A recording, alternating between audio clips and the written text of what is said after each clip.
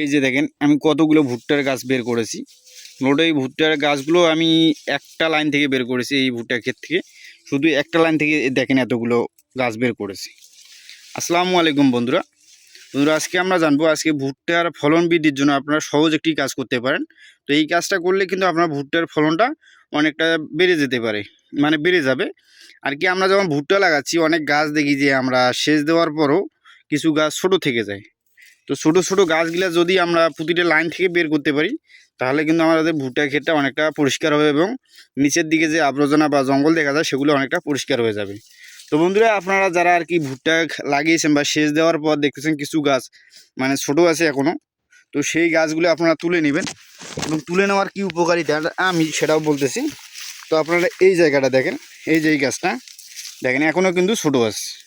তো এই গাছগুলো কি করবেন, এই যে এই দুই সাইডে গাছ দেখেন, এই গাছটা দেখেন, এই যে মাঝখানে গাছটা দেখেন কত পাতলা, এই যে গাছটা দেখেন। তো এরকম গাছ যেগুলো আছে এই চিকন গাছগুলো আপনারা কি করবেন, এই গাছগুলো ভেঙে নেবেন। মানে ভেঙে নিলে হবে কি উপকারিতা এখন বলি, সেটা হচ্ছে যে এই গাছটা এবং এই গাছটা যে ফাঁকা জায়গাটা পাইলো, স্পেসটা পাইলো, তো সেই স্পেসটার কারণে কি হবে, আপনারা যখন সার বা কীটনাশক দেবেন তো আপনারা কিন্তু সব গাছের জন্য সমানভাবে দেবেন।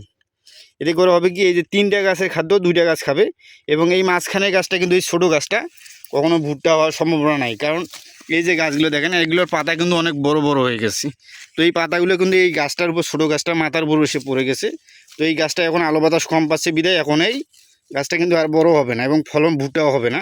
তো সেই হিসেবে আপনারা এই গাছগুলো তুলে ফেলবেন, মানে প্রতিটা লাইনে লাইনে আপনারা দেখে এই ছোটো ছোটো গাছগুলো তুলে ফেলবেন। এতে করে আপনাদের গাছগুলো এই যে জায়গাগুলো ফাঁকা হবে এবং ফাঁকা হওয়ার কারণে আলো বাতাসটা এই গাছগুলো বেশি পাবে, রোদের আলোটা অনেক বেশি পাবে এবং যে গোড়ের দিকে যে মানে সমস্যাটা হচ্ছিল বা গাছের খাদ্যটা কম হয়েছিল, তো এই গাছটা তুলে ফেলার কারণে কি এই গাছটা খাবারটা বন্ধ হয়ে গেল এবং কি হবে, এই গাছটা এবং এই গাছটা যে ফাঁকা জায়গাটা পেলো, এই গাছ দুইটা এখন আপনারা এই গাছটার সারগুলো ভাগ করে খাবে। এতে করে কী হবে, আপনার ভুট্টা যে পরবর্তীতে যেই গাছগুলোতে ভুট্টা হবে, এই যে বড় বড় গাছগুলোতে, তো বড় গাছে ভুট্টা কিন্তু অবশ্যই বড়ই হবে। তো অনেকে ভাবে যে গাছ যত বেশি হবে তত ভুট্টা মনে হয় বেশি হবে, তো তবে কিন্তু এটা না। তো ভুট্টার ক্ষেত্রে যদি এইরকম ছোটো গাছ থাকে তাহলে ফলনটা কীভাবে হবে বলেন। যদি এরকম ভালো গাছ থাকে মানে সবল গাছ, তাহলে কিন্তু ভুট্টা অবশ্যই ভালো হবে। তো কিন্তু এরকম ছোটো গাছ থাকলে কখনো এই ছোটো গাছে ভুট্টা হবে না। তো অবশ্যই আপনারা এই ছোটো গাছগুলো তুলে ফেলবেন। এই করে আপনার গাছের গোড়া পরিষ্কার থাকবে, আলো বাতাস জমিতে প্রবেশ করতে পারবে।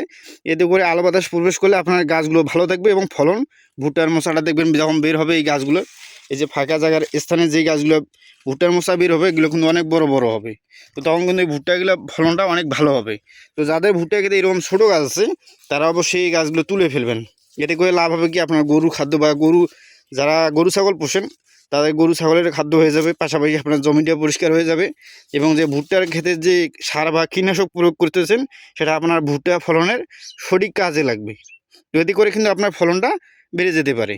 তো অবশ্যই আপনারা যারা এভাবে ভুট্টা চাষ করেছেন তারা অবশ্যই ভুট্টা ফলন বৃদ্ধির জন্য এই কাজটা করবেন, তাহলে কিন্তু ফলনটা আপনার অবশ্যই বেড়ে যাবে। তো বন্ধুরা, আজকে পর্যন্তই, সবাই ভালো থাকবেন।